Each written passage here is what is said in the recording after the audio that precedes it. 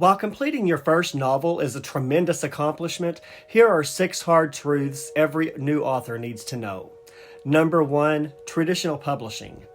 Nearly every author dreams of being traditionally published by a major publishing house. Can I tell you a secret first? Come a little closer.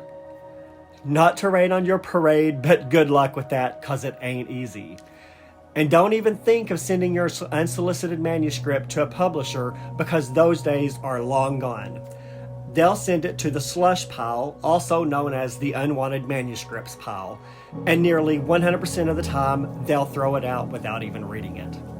If you want to try to land a major publisher, you must first query literary agents until one takes you on as a client. Then they will work with publishers on your behalf until one agrees to look at your work. They may not accept your manuscript, but at least they'll look at it. Number 2. Once you finally realize how difficult it is to be published by a big publisher, you might be tempted to shop for vanity presses. I'm here to tell you don't. Be very careful about publishing through vanity presses, or sometimes they're called hybrid publishers. Basically, they're small presses where the author pays a small press to publish their book for them. They do everything related to publishing, including editing, formatting, cover design, etc. While I'm sure there are some good ones out there, a big majority of them are predatory. They often overcharge to deliver a substandard product.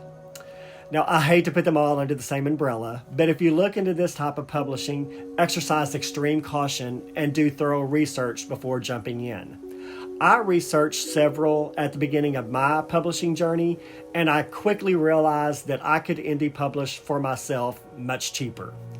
Don't be so desperate to have a publishing company that you make a mistake that you might regret later on down the road. I would recommend that you steer clear of vanity publishers, but if you decide to go this route, do your research and make sure to go with a reputable company. Number 3, self-publishing isn't a cheap endeavor. As a self-published author, especially if you do it right the first time, go into it with the knowledge that for the first few books, you might spend more on your books than you actually make. Now, it's a cruel and bitter pill to swallow, but it is a possibility. Every situation is different, of course, but here are a few expenses you can expect to get your book ready for publishing. A. $300 to $500 for essential writing softwares like Scrivener, Atticus, Microsoft Word, and Pro Writing Aid. And I strongly suggest Pro Writing Aid, especially if you're a brand new author. As a side note, some of these softwares are one-time purchases while others are annual subscriptions. B. $2,000 on a professional editor. C. $500 to $1,000 on a cover design. D. $150 to $500 for interior book design, depending on if there's pictures or graphics involved. $100 to $200 a year for an author website. F. $200 for promotional swag like bookmarks and stickers. On average, be prepared to spend anywhere from $3,000 and upward in upfront costs. And this doesn't even include marketing and promotion and advertising throughout the year, so people will know that you and your brilliant book exists.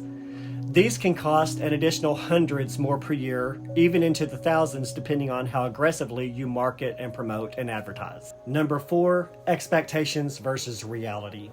As authors, if we're all honest with ourselves, at some point many of us dream of the elusive fame and financial windfall that comes with being the next J.K. Rowling. I'm here to warn you, though, that while such lofty goals are normal, you might want to keep your expectations in check with reality. There are a few authors who self-published with great success, like Andy Weir, E.L. James, and Colleen Hoover, just to name a few. Even Stephen King self-published in the 60s before hitting the literary jackpot. Now, the sky's the limit, as they say, so always dream big, but also know that you probably won't strike gold right away, if ever. Write for the passion of it, then accept any fame and fortune that may come as a pleasant surprise. Number 5. As a new author, it's easier to catch a sighting of Bigfoot in person than to get reviews on Amazon or other retailer sites. I was in a virtual author conference several months ago, and they gave this startling statistic. An author needs to sell an average of 1,000 books to get one review. Sadly, in my own experience, I can say this is completely true. Back in 2021, I sold over 9,000 books in one weekend and got 10 measly reviews. Over 9,000 bought it and 8,990 never reviewed it. So don't expect reviews to roll in on your books because more than likely, it just won't happen. For some reason, most readers won't leave a review unless they hate it. Then they'll leave a review. Number 6. I've been to several writers' conferences, and if there's one thing I hear over and over again from authors, it's this. No matter how much they love you, most in your circle won't support you and your author goals. Will they be happy and proud of you? Yes, but most will never buy your books. Most will never read your books. Most of the ones who do read your books won't review them on Amazon or other retailer sites, even when they promise that they will. Most won't even share your post on social media so that other readers outside your circle of reach can learn about you and your books. While I realize this sounds pessimistic, I've found it to be true. Don't expect most of your circle to be one of your cheerleaders because honestly, most of them won't. There will be plenty of haters out there, so brace yourself. Whether you're an author or an influencer or posting helpful videos on YouTube, there is a huge segment of haters who live to hate on our content. When we put ourselves out there as authors, or as any content creator really, we're opening ourselves up to haters because that's the toxic nature of our society and of social media. If you can't move on from the inevitable haters, then you might not want to put yourself out there as an author.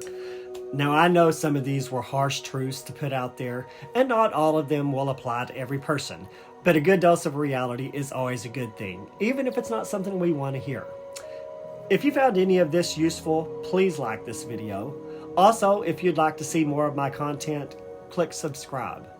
Thanks, and I'll talk to you next time.